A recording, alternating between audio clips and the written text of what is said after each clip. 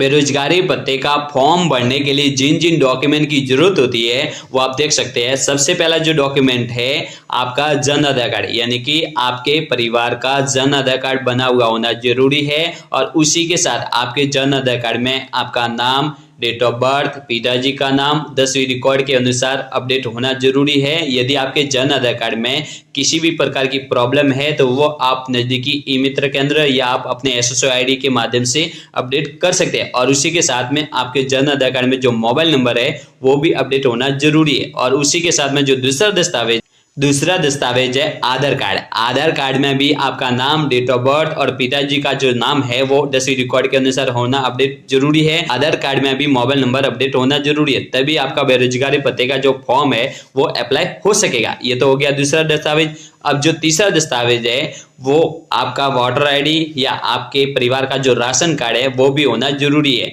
तीसरा दस्तावेज या तो वोटर आईडी या राशन कार्ड, ठीक है। चौथा दस्तावेज आपका जो बैंक खाता है वो एसबीआई में होना जरूरी है, यानी कि चौथा दस्तावेज एसबीआई बैंक खाते की पासबुक होनी जरूरी है। पांचवा दस्तावेज आपका स्किल से सर्टिफिकेट,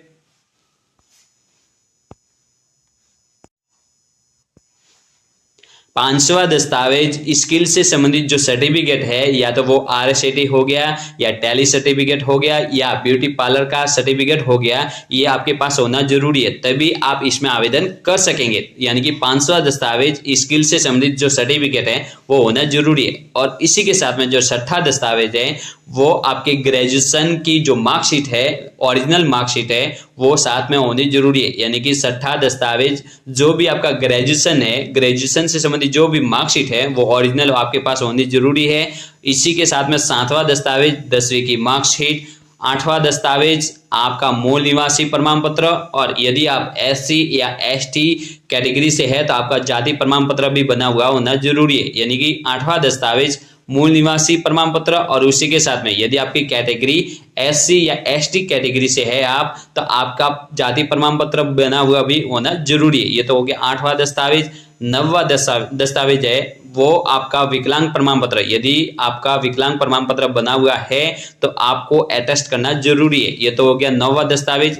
10वां दस्तावेज है यदि आप विवाहित महिला का बेरोजगारी भत्ते का फॉर्म भर रहे हैं तो आपके विवाहित महिला का जो विवाह प्रमाण पत्र है वो भी होना जरूरी है। ये तो हो गया 10वां दस्तावेज। और जो 11वां दस्तावेज है वो बेरोजगारी भत्ते का जो ऑफलाइन फॉर्म है वो भरा हुआ होना जरूरी है। तो दोस्तों, बेरोजगारी भत्ते का ऑफलाइन फॉर्म आप कैसे फिलअप कर सकते हैं और आप कैसे डाउनलोड कर सकते हैं उसका वीडियो मैंने बना करके चैनल के ऊपर अपलोड किया हुआ है, जिसकी सहायता से आप बेरोजगारी भत्ते का जो ऑफलाइन फॉर्म है वो आसानी से भर सकते हैं। तो दोस्तों, इन सभी दस्तावेज के साथ आप अपने नजदीकी ई मित्र केंद्र या अपने एसएसओ आईडी के माध्यम से बेरोजगारी भत्ते का आवेदन कर सकते हैं। यदि आपको बेरोजगारी भत्ते से संबंधित किसी भी प्रकार की जानकारी चाहिए तो आप मुझे कमेंट के जरिए पूछ सकते हैं। यदि जानकारी अच्छी लगी हो तो इस वीडियो को जरूर लाइक करना। जय हिंद, जय भारत।